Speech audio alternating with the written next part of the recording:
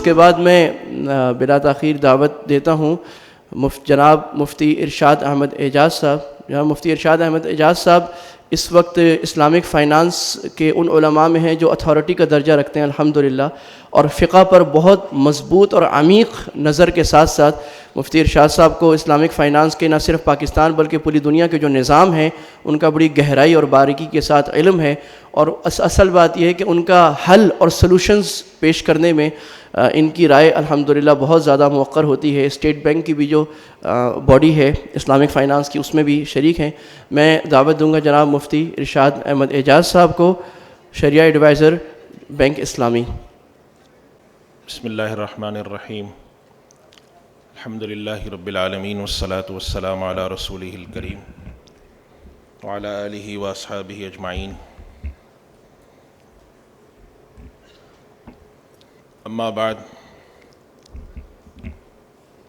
فقد قال اللہ سبحانہ وتعالی یا ایہا الذین آمنوا لا تأکلوا اموالکم بینکم بالباطل الا ان تکون تجارۃ عن تراض منکم. صدق اللہ العظیم. سبحانک لا علم لنا الا ما علمتنا انک انت العلیم الحکیم. آپ کے سامنے جو آج کچھ گزارشات رکھنی ہے اس کے دو حصے میں حضرت مولانا مفتی عفنان صاحب اور حضرت مولانا مفتی حسین صاحب آپ کے سامنے بنیادی باتیں رکھ چکے ہیں, اور ان باتوں کا خلاصہ یہ ہے کہ اس وقت جو ہمارا مالیاتی نظام ہے اس کو اسلامی اصولوں پر تبدیل کرنے کی یا ایک متبادل پیش کرنے کی جو کوششیں ہوئی ہیں اس کے اندر صرف پاکستان نہیں عالم اسلام کے تمام مسلمان ملک بلکہ وہ ملک جو کہ مسلمان نہیں ہیں لیکن وہاں مسلمان بڑی تعداد میں آباد ہیں ان ملکوں کے بھی علماء کی طرف سے کوششیں ہوئی ہیں. ایک محتاط اندازے کے مطابق پوری دنیا کے تقریباً 5000 سے زائد علماء براہ راست اور اس سے زیادہ بڑی تعداد میں لوگ بالواسطہ اسلامک فائنینشل انڈسٹری کی مختلف شعبے جس کے اندر بینک کا نظام ہے اور بہت ساری چیزیں ہیں اس میں شامل ہیں, یونیورسٹی کی لیول پہ اس پہ تحقیقات کر رہے ہیں اور مختلف نوعیت کے مقالات علمی رخ پر جو خدمات انجام دی جا رہی ہیں وہ سب ہیں. تو اس وجہ سے علماء کرام میں جو دو طبقات ہیں, کچھ طبقات ابھی تک اس نظریے سے مطمئن نہیں ہیں جیسے مفتی حسین صاحب نے اس بارے میں فرمایا, اور ہم یہی بات رکھتے ہیں کہ جتنے بھی ایک عام آدمی آ کر ہم سے جب پوچھتا ہے کہ بھئی میں کیا کروں تو ہم یہ کہتے ہیں کہ آپ کا کام ہے علماء میں اعتماد کرنا. تو دو ہی صورتیں ممکن ہیں, ایک تو یہ کہ آپ دونوں میں سے کسی ایک طرف آپ کا رجحان ہو آپ اس طرف چلے جائیں, یا تو آپ ماننے والوں کی طرف جائیں یا نہ ماننے والوں کی طرف جائیں. اور اگر آپ کا رجحان کسی طرف نہیں ہو رہا تو کم سے کم یہ درجہ ہے کہ اگر ایک آدمی کے ذہن میں کوئی بات واضح نہیں ہو رہی تو وہ توقف کر لے, خاموش ہو جائے. البتہ یہ کرنا کہ جو لوگ اس طرف ہیں ان کو زبردستی حرام کھانے والا قرار دینا یا ان کو زبردستی بالفاظ بعض ہمارے ساتھیوں کے کہ ان کو زبردستی جہنم میں دھکیلنا, یہ دانش مندی کی بات نہیں ہے اور نہ ہی یہ ہمارے علماء کا رویہ رہا ہے. 1400 سال کی جو مسلمانوں کی تاریخ ہے اس میں بڑے بڑے اختلافات ہوئے ہیں. تو اس وجہ سے یہاں پر جو ایک کچھ گزارشات میں پیش کرنے جا رہا ہوں یہ علماء کے ان طبقات کی طرف سے ہیں جو کہ اس کے متبادل نظام کو لانے کی کوشش کر رہے ہیں. اور ایک بات میں ابھی بھی عرض کر رہا ہوں اور اپنی گفتگو ختم کرتے وقت انشاءاللہ دوبارہ عرض کروں گا کہ جب کسی نظام کا متبادل لانے کی کوشش کی جاتی ہے تو کوشش کے لفظ کا مطلب ہی یہ ہوتا ہے کہ جو موجودہ نظام اب تک بن چکا ہے اس میں بہتری کی گنجائش ہے, اور روئے زمین پر کوئی نظام آج تک ایسا نہیں ہے جس کے اندر بہتری کی گنجائش نہ ہو. دنیا کے اندر معیار زندگی کے لحاظ سے سب سے بہتر ملک قرار دیے جاتے ہیں اسکینڈینیوین کنٹریز، یہ ناروے اور سویڈن وغیرہ کے علاقے. دنیا کے جو بھی معیار زندگی ہیں اس کے لحاظ سے کہا جاتا ہے کہ وہاں رہنے والے لوگ دنیا کا سب سے بہترین نظام زندگی ان کے پاس موجود ہے اور وہ خوش و خرم ہے ہر طرح کی. لیکن اب وہاں جا کر پڑھیں تو وہاں پر بھی ایسے لوگ ملیں گے جو اپنی حکومت کو لعن طعن کر رہے ہوتے ہیں کہ تمہارے یہاں یہ نہیں ہے، تمہارے یہاں وہ نہیں ہے. یہ انسان کی اس فطرت کی طرف نشاندہی ہے کہ اللہ تعالیٰ نے انسان کے اندر ترقی کی گنجائش رکھی ہے. تو یہ دنیا کے ہر نظام میں اگر کوئی شخص یہ سمجھتا ہے کہ اس کا موجودہ نظام خامیوں سے پاک ہے، بہتری کی گنجائش نہیں ہے، تو اس کا دعویٰ غلط ہے. اور اسی وجہ سے اسلامی بینکاری، اسلامی مالیاتی نظام سے وابستہ کسی ایک فرد کا آج تک میں نے یہ دعویٰ نہیں پڑھا اور نہ سنا کہ جس نے یہ کہا ہو کہ ہمارے موجودہ نظام میں کوئی خامی نہیں، یہ خامیوں سے پاک نظام ہے. ایسا کسی کا دعویٰ نہیں ہے. اور اس کی ایک بڑی واضح وجہ یہ ہے کہ یہ نظام اسی معاشرے پر قائم ہے، اسی معاشرے کے افراد پر قائم ہے جن افراد سے اچھائیاں اور برائیاں دونوں سرزد ہوتی ہیں. اس گزارش کے ساتھ میں موجودہ مالیاتی نظام کا تعارف کرانے کی کوشش کرتا ہوں. پہلی بات یہ عرض کروں گا، بہت تفصیل ہے، کوشش کی ہے کہ مختصر وقت میں بیان کروں.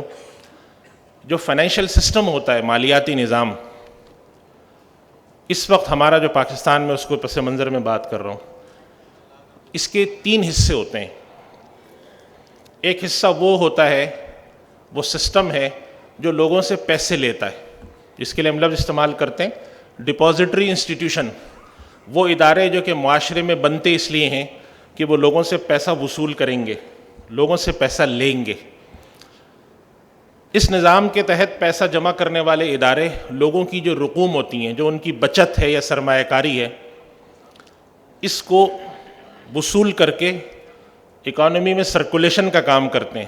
یعنی اس کی ایک چھوٹی سی مثال ہے، اگر اس وقت جو یہاں سیمینار میں 500 لوگ موجود ہیں اور ہر آدمی 1000 روپے ہر مہینے سیو کرے، لیکن وہ 1000 روپے لے جا کر اپنے گھر میں تکیے میں ڈال دے، تو اس کا مطلب یہ ہے کہ ان 500 لوگوں نے ہر مہینے 1000 روپے اکانومی کے اندر سے باہر نکال لیے، پھر اگلا مہینہ آیا پھر نکال لیے.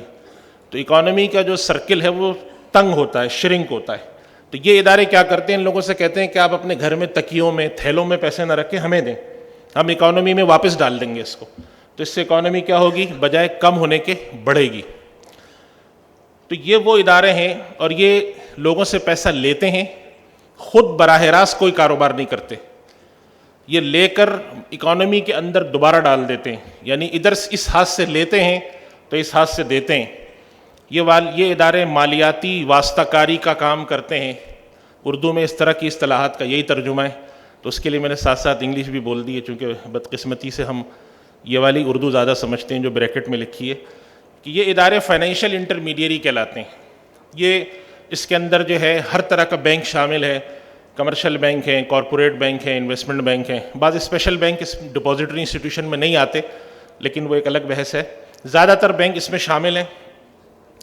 فنڈ مینجمنٹ کمپنیاں اسی میں آتی ہیں. ایسٹ مینجمنٹ کمپنیوں کا بھی یہی کام ہے. اور مداربہ کی جو کمپنیاں ہیں، ایک تو وہ مداربہ ہے جو ہمارے یہاں ابھی ایک اسکیم کے تحت ہوا تھا، وہ ایک الگ ہے، اس میں آگے بات کروں گا. وہ مداربہ نہیں، پاکستان میں جو رجسٹرڈ فائنینشیل سیکٹر کے اندر جو کمپنیاں ہیں جو مداربہ سیکٹر کہلاتا ہے، وہ اس میں داخل ہیں. تو ایک سسٹم کیا ہوا، جتنے بھی ادارے سسٹم کے تحت ہیں، یہ ڈپازیٹری انسٹیٹیوشن کا سسٹم ہے، لوگوں سے پیسہ لے گا آگے دے گا.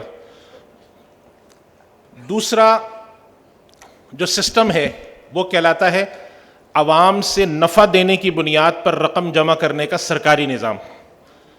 یعنی حکومت لوگوں سے جا کر پیسہ مانگتی ہے کہ آپ ہمیں پیسہ دیں، اور حکومت کے پاس پیسہ صرف ایک بنیاد پہ آتا ہے، دینے والا یہ پوچھتا ہے مجھے کیا ملے گا، تو حکومت کہتی ہے ہم آپ کو نفع دیں گے.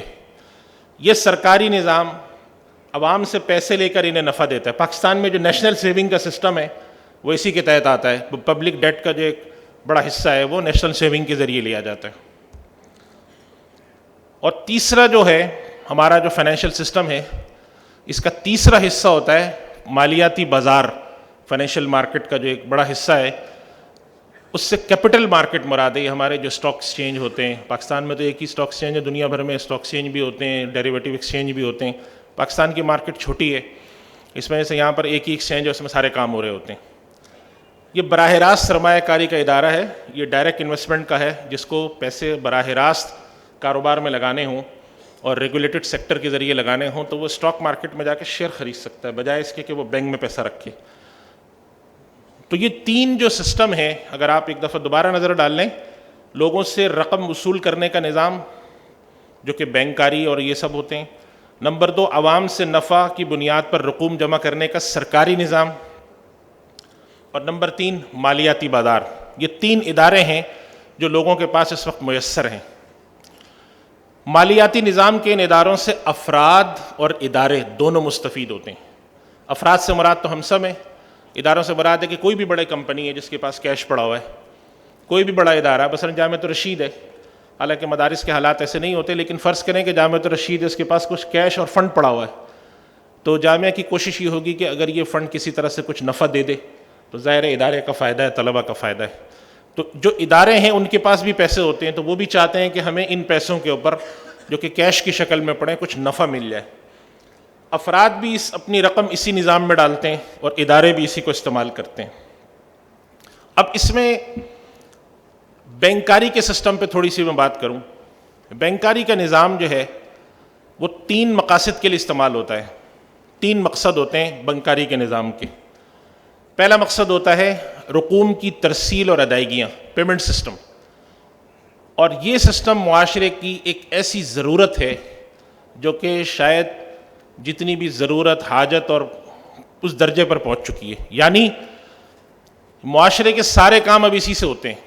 یہ ہمارے پاس جو ٹیلی نار کا ایزی پیسہ آیا ہے, یہ بھی بینکنگ سسٹم ہے, پیمنٹ سسٹم ایک بنایا گیا ہے, ریگولرائز پیمنٹ سسٹم ہے. یوٹیلیٹی بل ہو جائیں, تنخواہیں ہوں. میں اکثر اپنے ساتھیوں کو مثال دیتا ہوں کہ اگر آپ یہ کہتے ہیں کہ بینک کا استعمال ہر طرح کا ناجائز ہے, تو پھر اس کا مطلب یہ ہوگا کہ اگر آپ بجلی کا بل جمع کرانے جائیں تو آپ کو چاہیے کہ آپ کے الیکٹرک کے آفس جائیں اور آپ جا کر اس سے کہ جی بینک میں نہیں جمع کراؤں گا میں.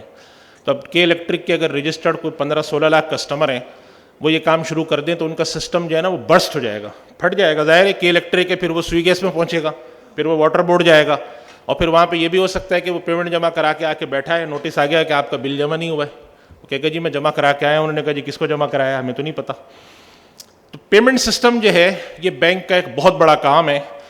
تنخواہوں کی ادائیاں, کاروباری, یہ جتنی بھی آن لائن پیمنٹس ہیں, پوری دنیا میں جو تجارت ہوتی ہے, کراچی, لاہور میں تجارت ہوتی ہے, کراچی کے اپنے اندر بیٹھے ہوئے تجارت ہوتی ہے کہ ایک آدمی جوڑیا بازار میں بیٹھا ہے تو ایک آدمی سرجانی ٹاؤن میں بیٹھا ہے, اس نے اس کو کوئی چیز بھیجی اور اس نے کہا آپ آن لائن میرے اکاؤنٹ میں جا کے پیمنٹ کر دیں, مجھے کوئی ضرورت نہیں کہ میرا آدمی پورا کراچی کو کراس کر کے سرجانی ٹاؤن آ کے پیمنٹ ریسیو کرے. تو مارکیٹ کی جو کیپٹلائزیشن ہوتی ہے, مارکیٹ کے اندر جو ایک ایفیشنسی ہے, اس کو لانے کے لیے بینکنگ سسٹم یہ پیمنٹ کا کام کرتا ہے. ایک دوسرے کو ادائیگیاں ہیں, ساری جائیداد کی خرید و فروخت ہے, کوئی بھی ادائیگی جو ذرا سی بھی بڑھ جائے اس کے اندر وہ بینکنگ سسٹم کے تھرو ہو سکتی ہے. دوسرا مقصد بینکنگ سسٹم کا ہوتا ہے حفاظت. آپ خود سوچیں, اگر آپ کے پاس گھر کے اندر 25 لاکھ روپے پڑے ہوں تو آپ کی نیند حرام ہو جاتی ہے. آپ کہہ رہے ہوتے ہیں بھائی کسی طرح بینک پہنچاؤ یہ رقم کو. لوگ ٹرانزیکشن کرتے ہیں, دوسرے سے کہتے ہیں بھائی بینک میں آ کے پیمنٹ کرنا تم مجھے. تو بینک کا ایک بڑا مقصد ہوتا ہے آپ کو سیفٹی پرووائڈ کرنا, اور یہ کام بینک کے علاوہ کوئی ادارہ نہیں کرتا, کر بھی نہیں سکتا. آپ جا کر وہاں پیسہ اس لیے رکھواتے ہیں کہ یہاں میرا پیسہ محفوظ رہے. 2 ہی طریقے ہیں, یا تو آپ بینک میں رکھیں گے, چاہے بینک کے اندر اکاؤنٹ میں رکھیں, یا بالکل چھپا کے رکھنے تو لاکر میں رکھیں, یا آپ رکھیں گے اپنے گھر کی الماری میں چھپا کے. یہ 2 ہی طریقے پاسبل ہیں, اس کے علاوہ کوئی طریقہ نہیں. تیسرا کام جو بینکنگ سسٹم میں ہوتا ہے وہ اس کے اندر پیسہ لانے والوں کا مقصد ہوتا ہے نفع کمانا,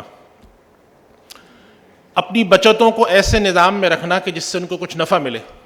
ایک آدمی ہے, وہ کہیں ملازمت کرتا ہے, کاروبار کرتا ہے, وراثت میں اس کے پاس 50 لاکھ روپے آئے. ظاہر ہے اللہ نے انسان کے لیے حلال رکھا ہے اس چیز کو, اس کی خواہش ہوتی ہے کہ اگر اس پیسے کے اوپر مجھے کچھ نفع مل جائے, میں کسی ایسی جگہ رکھ دوں. تو یہ چیز کیا کہلائے گی؟ یہ جو کام, اس کام کرنے کے لیے دنیا میں جو سب سے بڑا انسٹیٹیوشن ہوتا ہے, جو سب سے بڑا سسٹم ہوتا ہے وہ بینک ہے. پاکستان میں ابھی چونکہ فنڈ مینجمنٹ کیپٹل مارکیٹ اتنی اسٹیبلش نہیں ہے تو پاکستان میں بینک ہی ہے. دوسری بھی جو اسٹاک مارکیٹس وغیرہ ہیں اس کے اندر ابھی اتنا لوگوں کی طرف توجہ نہیں ہے. اب یہ نفع دینے کا جو نظام بینکنگ سسٹم میں قائم ہوا, جن بنیادوں پہ قائم ہوا ہے, عالم اسلام میں اس کے خلاف ہمیشہ رائے موجود رہی ہے. اور اگر یہ دعویٰ کریں ہم کہ اس وقت امت کا اجماع ہے اس بات پہ, چونکہ اجماع امت کے لیے ضروری نہیں کہ ہر آدمی ہاں بولے اس پہ, اجماع امت ہے اس بات پر کہ بینک کے اندر جو سود لیا جاتا ہے یہ وہی سود ہے جس کو اللہ تعالیٰ نے اور اللہ کی نبی نے حرام قرار دیا. اگر ہندوستان, پاکستان میں یا مصر کے یا کسی اور ملک کے کسی عالم کی رائے تھی بھی یہ کہ سود نہیں ہے, تو میں اکثر اس کی مثال دیتا ہوں اپنے ساتھیوں کو, تھوڑی سی مزاحیہ مثال ہوتی ہے لیکن سمجھنے میں آسانی ہے, کہ اگر کسی کے سینے میں درد ہوا, وہ 25 ہارٹ اسپیشلسٹ کے پاس گیا, سب نے کہا کہ آپ کی وین جو ہے نا بلاک ہے, مگر ایک حکیم صاحب نے کہا کہ کوئی بات نہیں ہے, گیسٹرک وین ہے, آپ صبح شام دیسی انڈے میں تلا ہوا, دیسی انڈا دیسی گھی میں تلا ہوا کھائیں, اور وہ آدمی اس پر عمل شروع کر دے, تو معاشرے کا ہر آدمی اس کو بیوقوف کہتا ہے, اور یہ کہتا ہے کہ بھئی اس حکیم صاحب چاہے کتنے ہی حاذق ہوں لیکن ان کی رائے ہمیں غلط لگ رہی ہے. اسی طرح اگر عالم اسلام, بر صغیر, ہند و پاک, عرب عجم کے علماء جو ہیں ایک چیز کو وہی قرار دیتے ہیں بلا امتیاز مسلک, ہر طرح کے علماء اس کو ناجائز قرار دیتے ہیں, تو اگر ایک دو حضرات اٹھ کر یہ کہہ بھی دیتے ہیں کہ یہ بینک کا سود وہ سود نہیں ہے, تو ان کی بات قابل قبول نہیں ہے. ان کی تعظیم ہم کریں گے, ہم کہیں گے ممکن ان سے غلطی ہوئی ہو, ہم ان کو گالیاں یا برا بھلا نہیں کہیں گے, کیونکہ غلطی تو کسی سے بھی ہو سکتی ہے, غلطی سے معصوم ذات تو صرف اللہ کے نبی کی ہے. اب اس میں ہمارے سامنے دوسرا پوائنٹ آ جاتا ہے. بینکنگ سسٹم پہ بات ہو گئی کہ اس کے اندر جو نفع دیا جاتا ہے وہ سود ہے. اب آپ آ جائیں, جو حکومت لوگوں سے پیسہ لیتی ہے, جو کہ ہمارے پاس نیشنل سیونگ کا سسٹم ہوتا ہے, یہ نظام صرف ایک مقصد کے لیے, اس کا مقصد پیمنٹ سسٹم نہیں ہوتا, اس کا مقصد سیفٹی, تھوڑی بہت سیفٹی تو اس کے اندر ایک طبی طور پہ ملتی ہے, لیکن اس کا جو اصل مقصد ہے وہ لوگوں سے بچتیں لے کے ان کو نفع دینا ہے. حکومت اپنی مالیاتی ضرورت پوری کرنے کے لیے جو قرضہ لیتی ہے اس کے اندر یہ داخل ہے. ریاست کا ایک سسٹم جو کہ اسٹیٹ بیس سسٹم ہوتا ہے, تو لوگوں کا اس پر اعتماد زیادہ ہوتا ہے, کیونکہ گورنمنٹ جو ہے وہ تو کہیں بھاگ نہیں سکتی نا, کوئی ادارہ بھاگ سکتا ہے, کوئی بینک ہے وہ فیل ہو سکتا ہے, افراد بھاگ سکتے ہیں, حکومت تو نہیں کہیں بھاگ سکتی, کیونکہ ریاست کی ضمانت ہوتی ہے اس کے پیچھے. اس وجہ سے لوگوں کا اس پر اعتماد ہوتا ہے. اور پورے ملک کے اندر جو ڈپازٹری سسٹم ہے اس کے اندر یہ جو حکومت کا سسٹم ہوتا ہے, اس کے پاس سب سے زیادہ ڈپازٹ ہوتے ہیں. پاکستان میں بھی تقریباً اگر پورے انڈسٹری کے اندر ٹریلین میں ڈپازٹس ہیں تو اس کا 45% تقریباً اکیلا نیشنل سیونگ کے پاس ہے. یعنی پورے پاکستان میں اگر 100 روپے کا ڈپازٹ ہے تو 45 روپے کا ڈپازٹ جو ہے نیشنل سیونگ کے پاس ہے, باقی سارا 60% پورے حبیب بینک, نیشنل, پورے بینکوں کی جو 4-5 ہزار برانچیں ان کے پاس ہے. یہ اس وجہ سے ہوتا ہے کہ حکومت کے ادارے پر لوگوں کا اعتماد ہوتا ہے. لیکن بدقسمتی سے یہ سسٹم بھی سود پر بنا ہوا ہے, اور ابھی تک بڑی افسوس کی بات یہ ہے کہ اس سسٹم میں کوئی اصلاح نہیں ہو سکی ہے باوجود تمام کوششوں کے. اس کی وجہ یہ ہے کہ یہ کارپوریٹ ادارہ تو ہے نہیں, یہ سرکاری ادارہ ہے, اس کے لیے سرکاری سطح پہ ضرورت ہے. اور آخری جو ہمارے پاس فائنینشیل سسٹم کا ادارہ ہوتا ہے جس میں ہم ڈائریکٹ انویسٹمنٹ کرتے ہیں, وہ کہلاتے ہیں آرگنائز اینڈ ریگولیٹڈ مارکیٹ, منظم بازار جو ہوتے ہیں, جن میں سرمایہ کاری اور قرض کی دستاویزات, اکویٹی اور ڈیٹ انسٹرومنٹ اس کے اندر بکتے ہیں. سرمایہ کاری کی دستاویزات سے مراد ہیں شیئرز, حصص, اور قرض کی دستاویزات میں آتے ہیں کمرشل پیپر, ڈیبنچر, بانڈز, اور اس طرح کی دوسری چیزیں آتی ہیں. ٹی ایف سی وغیرہ سب اسی میں آتے ہیں, سب کے سب جو ہیں وہ سیکنڈری مارکیٹ میں رجسٹرڈ ہوتے ہیں, بکتے ہیں. ان بازار میں دستاویزات کا اجرا بھی ہوتا ہے, یعنی کہ یہاں سے آپ کو اکویٹی لیتے بھی ہیں اور یہیں پر آ کے بیچتے بھی ہیں, اس لیے ان کو اولین اور ثانوی دونوں بازار, پرائمری اور سیکنڈری مارکیٹ کہا جاتا ہے. اس بازار میں جن چیزوں کی خرید فروخت ہوتی ہے اس میں کچھ سودی قرضیں ہیں اور کچھ حصص ہیں, اور اس بازار کو ملک کی معیشت کا نمائندہ سمجھا جاتا ہے. یعنی عمومی طور پر اگر معیشت کے اندر کوئی گراوٹ ہے, کوئی حالات خراب ہیں, آپ نے سنا ہوگا ابھی واکس ویگن کا جو بڑا مشہور کیس آیا تھا کہ اس کی امریکہ میں پکڑا گیا کہ اس نے اپنی گاڑی کے اندر ایک ایسا آلہ لگایا ہوا تھا جس کی وجہ سے وہ دھوئیں کی جو پولوشن کے بارے میں وہ کوئی مس گائیڈ کرتا تھا. تو جیسے ہی اس پر الزام آیا اور انہوں نے اس کو ایڈمٹ کیا, ان کی شیئر کی قیمت گر گئی, اس لیے کہ لوگوں کو توقع تھی کہ اگلا پروفٹ ان کا کم ہوگا. تو اگر مارکیٹ کسی وجہ سے گرے, پولیٹیکل چیزوں سے بھی افیکٹ ہوتی ہے مارکیٹ. اس بازار میں افراد اور ادارے دونوں آ کے سرمایہ کاری کرتے ہیں, اور یہ انٹرمیڈیشن سے ہٹا ہوا ماڈل ہوتا ہے, یہ براہ راست ڈائریکٹ فائنانس کا ماڈل کہلاتا ہے. یعنی اس میں سرمایہ کاری افراد اور ادارے خود کرتے ہیں, کسی بینک کو بیچ میں لانے کی ضرورت نہیں ہوتی. بینک کے ذریعے جو ماڈل ہے وہ الگ ہے, وہ فنڈ مینجمنٹ کا ماڈل ہے. اب اس کے ساتھ کیا مسئلہ ہے؟ بینکنگ سسٹم تو ہم نے پڑھ لیا کہ بینکنگ سسٹم جو کنونشنل ہے وہ بھی سود پر ہے, سرکاری طور پر جو لوگوں سے پیسے لیے جاتے ہیں نیشنل سیونگ وہ بھی سود پر ہے, مالیاتی بازار کے اندر جو خرید و فروخت کے طریقے ہیں, ٹریڈنگ میتھڈز ہیں, اس میں خرید فروخت کی جانے والی دستاویزات ہیں, اس کے اندر جو فائنینسنگ فیسلٹیز ملتی ہیں, یہ سب کے سب شرعاً قابل غور ہیں. ان میں سے بعض بالکل ناجائز ہیں, بعض صحیح ہیں. یعنی کہ قرض کی دستاویزات 100% ناجائز ہیں, ٹریڈنگ کے کچھ میتھڈ ہیں وہ ناجائز ہیں, سارے شیئرز جو ہیں وہ بھی جائز نہیں. اس کا مطلب کیا ہوا کہ آپ کے پاس کیپٹل مارکیٹ کے اندر جا کے انویسٹمنٹ کرنے کا بھی آپ کے پاس ایونیو بالکل اوپن نہیں ہے, آپ اس میں لمیٹڈ کام کر سکتے ہیں. اب جب یہ صورتحال ہمارے سامنے ہے, اب یہاں پر ایک اہم سوال پیدا ہوتا ہے جس طرف ہمارے مفتیان کرام نے تھوڑی توجہ دلائی, اور میں تھوڑا سا اس کو اور ایکسپلین کرنا چاہوں گا. پہلی بات تو یہ کہ متبادل پیش کرنے کی ضرورت کیا ہے. بھئی ایک آدمی صاحب نے جا کر کہا کہ جی حرام ہے, مجھے بتائیں کہ میں کیا کروں. انہوں نے کہا جی آپ خود جا کے کچھ تلاش کریں, یہ تو حرام ہے. تو اب آپ دیکھیں کہ پاکستان کے اندر ایک محتاط اعداد و شمار کے مطابق 4 کروڑ اکاؤنٹ ہولڈر ہیں بینکنگ سسٹم کے, 4 کروڑ, اور جن کے 8.5 کھرب روپے, ارب نہیں کھرب, بینکاری کے نظام میں موجود ہیں. اب اس کے اندر اب تو اسلامی بینک کے فگر بھی ہیں, لیکن میجورٹی تو وہی ہے, میں نے عرض کیا, یعنی 90% پاکستان میں بینکنگ پینیٹریشن یہ اسلامک بینکوں کی کا جو وجود ہے وہ 10% سے زیادہ نہیں ہے بینکنگ سسٹم کا. نیشنل سیونگ کی بات نہیں کر رہا, نیشنل سیونگ تو پورے کا پورا سود پر ہے. تو نیشنل سیونگ کو ملا لیں, بینکنگ سسٹم کو ملا لیں, تو پاکستان کے جو ٹوٹل ڈپازٹ ہیں شاید وہ مشکل سے 4-5% یا 6% جو ہیں اسلامی سسٹم میں, باقی سب کے سب سودی سسٹم میں. اسی طریقے سے جو پیمنٹ سسٹم ہے وہ بینکنگ سسٹم کے تھرو چلتا ہے. اب اکثر لوگ آ کے ایک سوال پوچھتے ہیں کہ بینک میں کرنٹ اکاؤنٹ کھولنا جائز ہے. علماء کرام کا فتویٰ ہے کہ جائز ہے, ظاہر ہے مجبوری ہے, کیا کریں. لیکن ایک اس کے اندر جو بات ہے وہ ہمیشہ علماء بھی مانتے ہیں, ہم سب مانتے ہیں کہ جب ہم بینکنگ سسٹم میں پیسہ ڈالتے ہیں تو ایک درجے میں اس کی معاونت ہوتی ہے. ٹھیک ہے, ہماری نیت وہ نہیں ہے, یا ہم ایک مجبوری کے نظام کے تحت بیٹھے ہیں, لیکن معاونت تو ہے. تو اس وجہ سے ادائیگیوں کا جو سسٹم ہے وہ بینکنگ سسٹم سے چلتا ہے. ہر طرح کی یوٹیلیٹی بل ہیں, اسکول کی فیسیں. ہمارے یہاں بعض اسلامی اسکول جب شروع ہوئے تو انہوں نے بینک میں اکاؤنٹ نہیں کھولے, ڈائریکٹ پیسے لیتے تھے.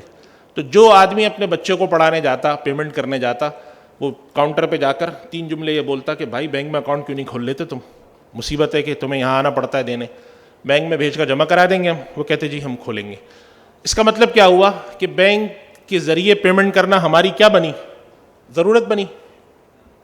جتنی بڑی کاروباری ادائیگیاں ہیں, جتنے بڑے کاروباری کام ہیں, ایس ایم ای سیکٹر میں آپ چلے جائیں, اس سے بڑے میں جائیں, سب پیمنٹ بینک سے ہوں گی. آپ نے ایک گھر خریدا, جائیداد, اب گھر جو ہے 1 کروڑ روپے کا تو بہت ہی چھوٹا سا گھر آتا ہے. آپ نے ڈیفینس میں جا کے 5-6 کروڑ کا گھر خریدا. اب آپ نے اس سے کہا کہ جی مجھے کیش پیمنٹ کرو, بینک سے نہیں کرنی. وہ کیا کرے گا؟ وہ آپ سے کہے گا کہ بھائی کیسی باتیں کرتے ہو, کیسے کروں میں, بوریوں میں بھر کے لا رہا ہوگا کیش وہ. اس کا مطلب ہے کہ بینکنگ سسٹم پیمنٹ کے لیے تو ہمارا زندگی کا ایک جزو لا ينفک ہے.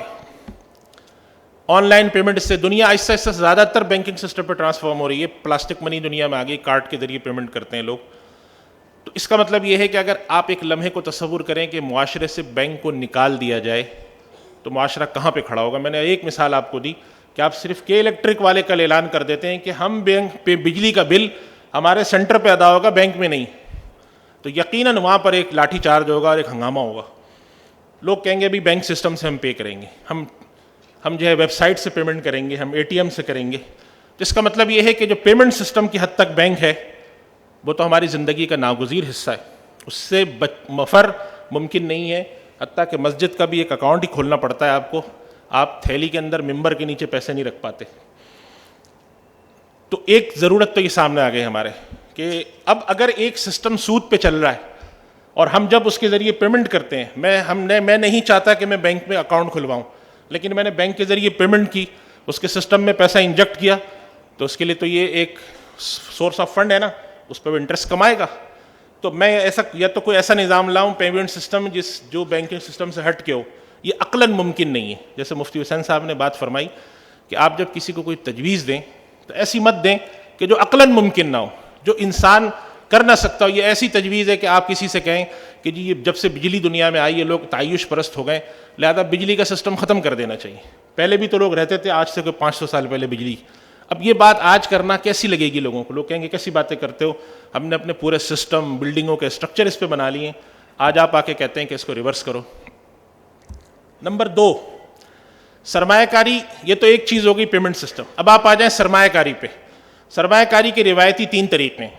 لوگ کیا کرتے ہیں؟ جائیداد میں پیسہ لگاتے ہیں. نمبر 2, سونے میں سرمایہ کاری کرتے ہیں. چوتھا طریقہ بھی ہے کرنسی کا خرید فروخت, لیکن وہ بڑے رسکی ہے تو لوگ ڈرتے ہیں. اور تیسرا کام کیا ہے؟ سیدھا سیدھا کسی کے ساتھ پیسہ لگا دو.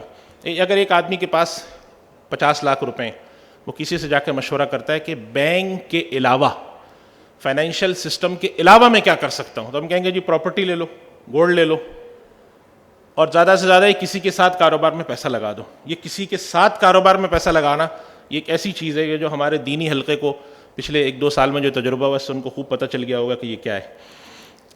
تو مسئلہ کیا ہے کہ کاروباری سمجھ بوجھ میں کمی, مواقع کا نہ ملنا, اپرچونٹیز, مطلوبہ مقدار میں رقم کا نہ ہونا, خیانت اور بددیانتی اور موجودہ کاروباری خرابیوں کے باعث یہ تینوں روایتی طریقے ہر کسی کے لیے ممکن نہیں.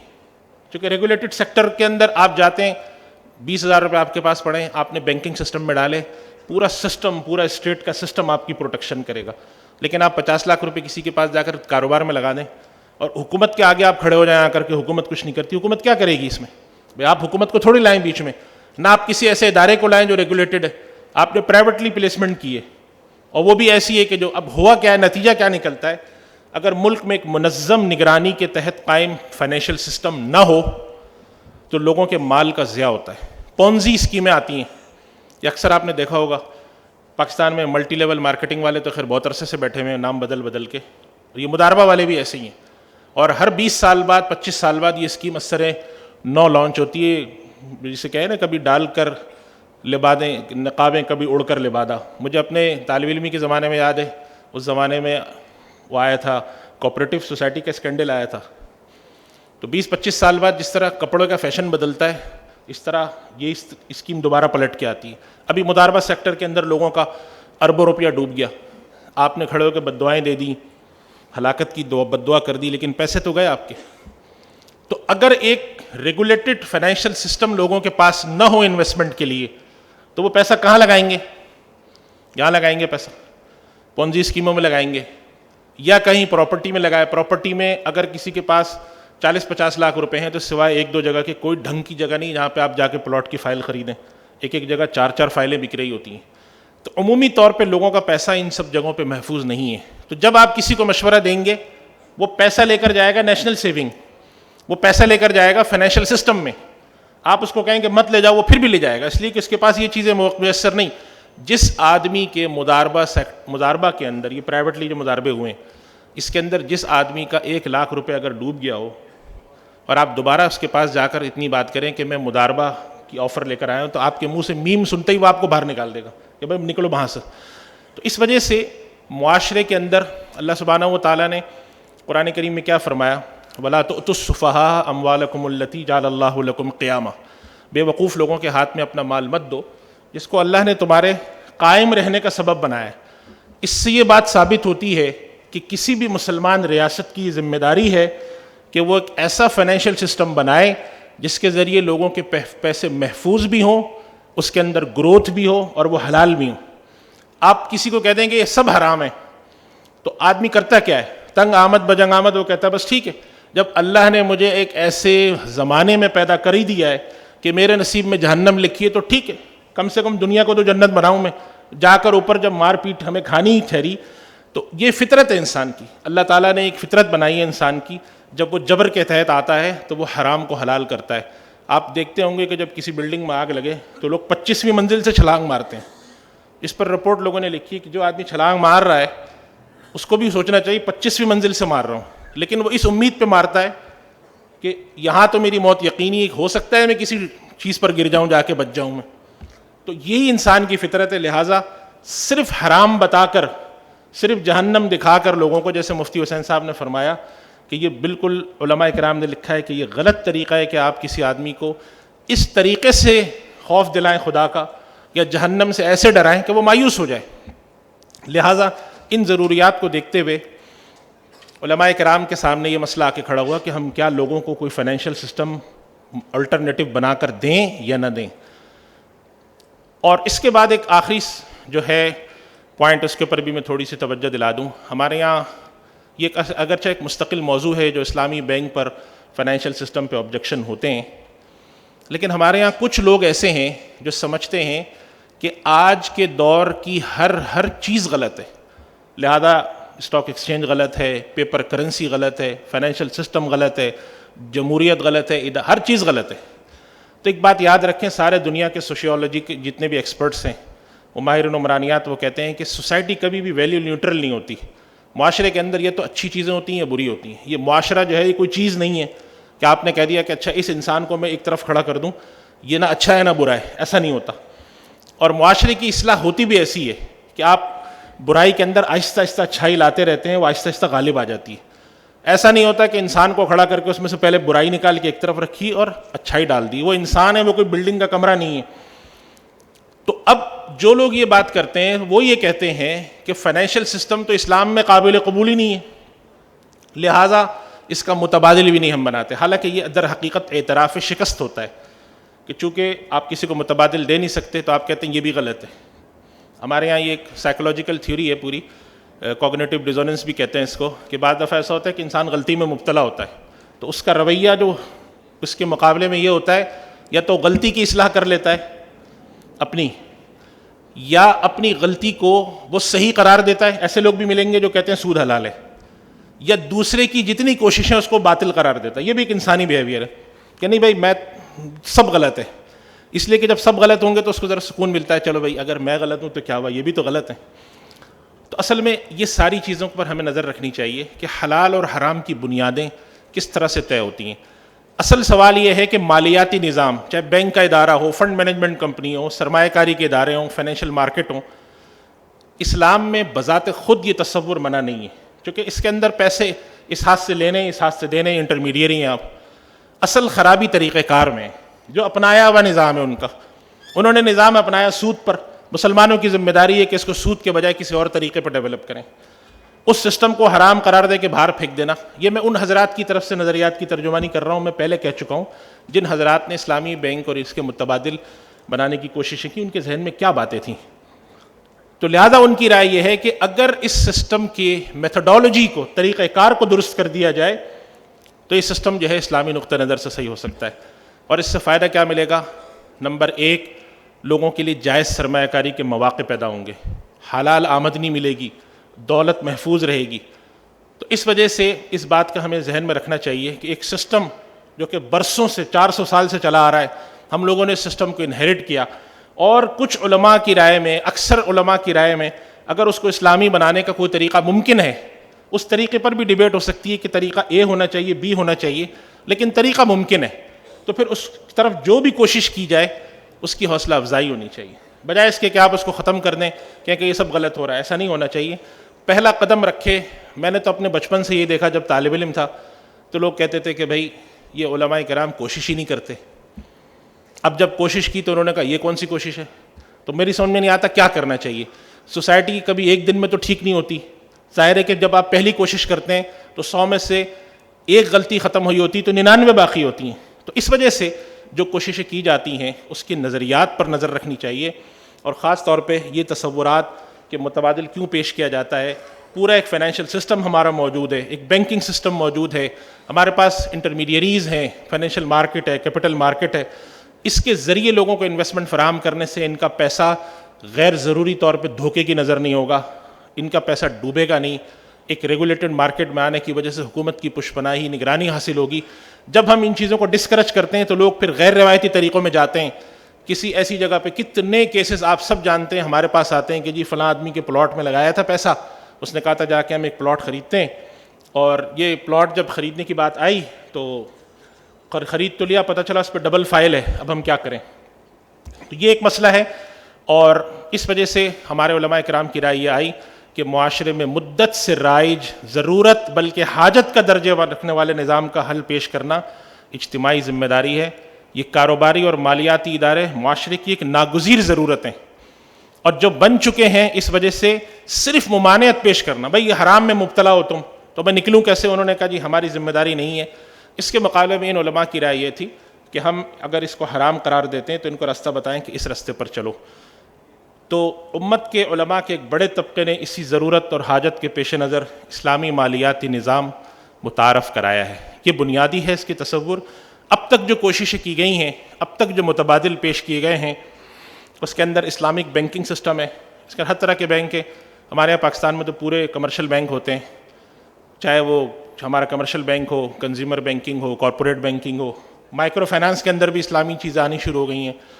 اس طرح کے جو بینکنگ سسٹم ہے یہ پورے کے پورے اسلامی فنڈ آ گئے ہیں, اسلامک ایسٹ مینجمنٹ کمپنیاں آ گئی ہیں, اور مالیاتی بازار میں سرمایہ کاری کے جائز طریقے, یعنی کیپٹل مارکیٹ میں, اسٹاک ایکسچینج میں آپ کن شیئرز میں انویسٹمنٹ کریں, کون سے طریقے سے آپ فائنینسنگ لے سکتے ہیں, کون سے شیئر اس میں سے حلال ہیں, کون سے ناجائز ہیں, کن میں نہیں لگانا چاہیے پیسہ, جائز حصص کی فہرستیں, اور تکافل کا نظام جس کے اندر انشورنس کا اسلامی سسٹم ہے. یہ تو اب تک آ چکے ہیں. ان میں بھی ظاہر ہے بہتری کی بہت گنجائش ہے, بڑی ضرورتیں ہیں, بہت ساری چیزیں ہیں. جب تک وہ نہیں آتا اس وقت تک سرمایہ کاری کے جائز مواقع کے لیے جن چیزوں پر ضرورت ہے کام کرنے کی, وہ ایریا کون سے ہیں؟ ان میں نمبر 1 لوگوں سے قرض لینے کا جو حکومتی نظام ہے, گورنمنٹ کا جو پبلک ڈیٹ کا سسٹم ہے, جس میں جنرل پبلک سے پیسے بورو کرتے ہیں. کمرشل بینکوں سے جو بورو کرتے ہیں وہ تو چلیں پھر بھی اس کا ایک حل آیا ہوا ہے, سکوک. یہ ابھی تک ایسے ہی پڑا ہے. نیشنل سیونگ کے اندر میں نے آپ کو بتایا کہ پاکستان کے ٹوٹل ڈپازٹ کا تقریباً 40 سے 50% کے درمیان اکیلا نیشنل سیونگ کے پاس ہے, اور یہ سب کا سب سود کے نظام پر ہے. اور وجہ اس کی ہے کہ چونکہ کمرشل انیشیٹو نہیں ہے, یہ گورنمنٹ کا ہے, تو گورنمنٹ اس کے بارے میں اتنی دلچسپی رکھتی نہیں ہے کہ اس کو اسلامی کرے, یا ہو سکتا ہے کہ رکھتی ہو, ترجیح میں اس کے ہو کہ ذرا کچھ عرصے بات کریں. ایک یہ نظام ہے, اس کے اندر 45% اگر ڈپازٹ ہمارے ملک کا ہے تو سب کا سب سود پہ جا رہا ہے. حکومتی جو مالیاتی ضرورتیں ہیں جو گورنمنٹ فسکل مینجمنٹ کے لیے اپنے اسلامی حل سکوک وغیرہ لے آئی ہے, مزید کی ضرورت ہے تاکہ بینکوں کی اپنی جو انٹر بینک مارکیٹ ہوتی ہے اس کے لیے کچھ مسائل حل ہوں. ہمارے یہاں مضاربہ, ضیاء الحق صاحب مرحوم نے ایک مضاربہ ہمارے یہاں بنایا تھا, مضاربہ سیکٹر, اور دنیا کا چند ایک جسے کہتے ہیں یونیک فائنینشیل سسٹم میں سے ایک مضاربہ ہمارے پاس ہیں. لیکن بدقسمتی سے ہمارے جتنے مضاربہ آئے وہ سارے فرسٹ مضاربہ تھے, فرسٹ یہ فرسٹ وہ, سیکنڈ کوئی نہیں آیا. اور دوسرا کام لوگوں نے یہ کیا کہ اپنی آف بیلنس شیٹ ایکٹیویٹی کو کرنے کے لیے یہاں اس کو بنایا. اس سیکٹر کو اگر ہم تھوڑا پروموٹ کرتے تو بہت اچھا ہوتا, مگر یہ سسٹم ایک تو خود گر گیا, دوسرا یہ ادھر جو پونزی اسکیمیں مضاربہ کی آ گئی انہوں نے بدنام کر دیا. لیکن اگر اس سیکٹر کو ہم فعال کریں تو اسلامی دنیا کا یہ ایک پروپرائٹری سسٹم ہوگا. اور آخری بات, اسلامی بینکاری کے حصے کو بڑھانا. بہت سارے کام اسلامی بینک اس لیے نہیں کر پاتے کہ ان کے پاس کرٹیکل ماس نہیں ہے, ایک خاص معتدبی حصہ چاہیے ہوتا ہے. اب پاکستان کی ٹوٹل بینکنگ سسٹم کا 10-11% ہے, چنانچہ یہ اپنا مارکیٹ ریٹ نہیں لا سکتے. کوئی بہت بڑا ایک آدمی آتا ہے کہتا ہے کہ میرے پورے فائنینشیل سسٹم کو آپ میرے کارپوریٹ اینٹی ہے اس کو بدل دیں, نہیں بدل سکتے. پر پارٹی ایکسپوجر کی لمٹس ہیں, بہت سارے مسئلے ہیں. اس کو بڑا کرنا, یہ جتنا بڑا ہوگا بہت سارے کام جو ہیں وہ بڑا ادارہ کر سکتا ہے, چھوٹے ادارے نہیں کر سکتے, تاکہ یہ کسی طرح سے اس کے اندر بہتری لا سکیں. تو یہ وہ بنیادی گزارشات ہیں جس کے لیے جو آپ کے سامنے رکھیں. اس کے اندر ایک بہت بڑا حصہ یہ ہے کہ یہ اسلامی بینک, اسلامی مالیاتی ادارے کام کیسے کرتے ہیں, ان کے طریقہ کار کیا ہیں. اس پر تو بہت ساری چیزیں موجود ہیں. ظاہر ہے ہم اس مختصر سیمینار میں یہ چیز نہیں کر سکتے بیان. اس سیمینار کا جو بنیادی مقصد تھا وہ آپ کے سامنے یہ بنیادی فکر لانا تھا کہ کیوں علماء کرام نے اسلامی مالیاتی نظام کو اسلامی بنانے کی کوششیں کی ہیں, اور وہ کوششیں آج کس درجے کی ہیں, اور اس کی ضرورت ہے بھی یا نہیں ہے. کہ آپ کسی سے کہہ دیں اس کی کوئی ضرورت نہیں, ضرورت ہے یا نہیں ہے. اور اس کے ساتھ ساتھ یہ کہ صرف یہ مسئلہ بتا دینا کہ یہ کام غلط ہے, یہ کافی ہے, یا ہم کوئی حل بھی دیں. اور اس میں کوئی شک نہیں ہے کہ اس میں علماء کرام کی رائے ہے, اختلاف کی رائے ہے. لیکن وجہ اس کی اختلاف کی رائے یہ ہے کہ اگر آپ غور کریں تو علماء کرام میں تو بہت سے اختلافات ہمارے اپنے بڑوں کے سامنے ہوئے, ہمارے والدین, دادا پردادا کے سامنے. علماء کرام کے درمیان اختلاف لاؤڈ سپیکر کے مسئلے پہ بھی ہوا, بہت ساری چیزوں پہ ہوا. یہ ہماری زندگی میں علماء کا پہلا بڑا اختلاف ہے جو سامنے آیا. اس وجہ سے ہم اتنے پریشان ہیں. اگر اس معاشرے میں علمی کام زیادہ بڑے پیمانے پہ ہوتے رہیں گے تو ایسے آپ کو 50-60 اختلاف اور ملیں گے، اور یہ اختلاف جو ہے یہ رحمت کا کام کرتا ہے. اور ابھی بھی میں یہی بات عرض کرتا ہوں، میں نے پہلے بھی عرض کی تھی، آخر میں بھی عرض کروں گا کہ علماء کرام کے جو دونوں طبقات میں آپ کا جس کے اوپر اطمینان ہے آپ ان کے ساتھ چلے جائیں. آپ سمجھتے ہیں کہ اسلامی بینکنگ کا نظام ابھی اس حد تک اچھا نہیں ہوا ہے کہ میں اس میں پیسے جمع کرا کے نفع لوں، آپ مت آئیں اس میں. لیکن جو لوگ یہ کام کر رہے ہیں ان کو زبردستی جہنمی اور دوزخی مت قرار دیں. یہ بالکل ایسے ہی ہے کہ میں کھڑا ہو کر کہوں کہ میری نماز تو صحیح ہے، یہ امام شافعی کے طریقے سے جو پڑھ رہا ہے وہ غلط ہے. یا میں کھڑا ہو جاؤں اور میں اعلان کر دوں کہ جی میرے کاروبار کے طریقے صحیح ہیں، دوسرے کے کاروبار کے طریقے غلط ہیں. اللہ تعالیٰ نے جب گنجائش رکھی، اور امت میں 1400 سال سے اس طرح کے مسائل چلے آ رہے ہیں جن میں اختلاف بڑے ادب اور احترام سے ہوا کرتا تھا، جس میں اختلاف رائے میں دوسرے کو جہنمی دوزخی نہیں کہا جاتا تھا، اس کے اندر بھی ہمارا یہ مطالبہ ہے. اور اس کے اندر میں آپ سے پھر عرض کر دوں کہ عالم اسلام کا کوئی ایک فرد جو بینکنگ سسٹم سے وابستہ ہو یہ دعویٰ نہیں کرتا کہ ہمارا یہ نظام جو ہے اس کے اندر اصلاح کی گنجائش نہیں ہے، امکان نہیں. اصلاح کی گنجائش کہاں نہیں ہے؟ اصلاح کی گنجائش مساجد کے نظام میں ضرور ہے، اصلاح کی گنجائش مدارس کے اندر تک موجود ہے، تو اس کے اندر بھی ہوگی. یہ اسی ملک کے افراد پر ایک قائم نظام ہے جس ملک کے اندر دیانتدار بھی بہت ہیں اور بددیانت بھی بہت ہیں. اسی ملک پر قائم، ظاہر ہے کہ ادارے کوئی باہر سے تھوڑی آتے ہیں، ادارے تو افراد کا نام ہے، تو اس کے اندر خیانتیں بھی ہو سکتی ہیں. لیکن نظریاتی رخ پر ایک نظام ٹھیک ہے، اس کی تطبیق کے اندر کچھ مشکلات ہیں، اس کی اصلاح کی کوششیں کی جا سکتی ہیں. اور اس کی بنانے کی ضرورت میں پھر عرض کر دوں آخری 2-3 نقطے میں کہ لوگوں کے پاس پیمنٹ سسٹم بینک کا ہے، لوگوں کے پاس سیفٹی کا سسٹم بینک کا ہے، لوگوں کے پاس انویسٹمنٹ کا بڑا سسٹم جو ہے یہ فائنینشیل پورا سسٹم ہے. اس کو اسلامائز کرنے کا مطلب یہ ہے کہ ہم اپنے معاشرے کی 70 سے 80% ضروریات اس سسٹم کے ذریعے ہم پوری کریں گے. تو اس وجہ سے جتنی بھی کوششیں ہو رہی ہیں اور جتنے بھی حضرات اس میں اگر کرتے ہیں تو اس سسٹم کا فائدہ ہے، اور یہ سسٹم جتنا بڑا ہوگا اتنا اس کے اصلاح کے امکانات ہوں گے. ان کلمات پہ میں اپنی گفتگو ختم کرتا ہوں. وآخر دعوانا الحمدللہ رب العالمین. جزاک اللہ خیر جناب مفتی ارشاد احمد اعجاز صاحب، اللہ تعالیٰ برکت ڈالے. بڑی ہی خوب اور بھرپور بات تھی. اللہ تعالیٰ ہمیں اس پہ سمجھنے کی، اس پہ عمل کرنے کی توفیق عطا فرمائے. www.darsequran.com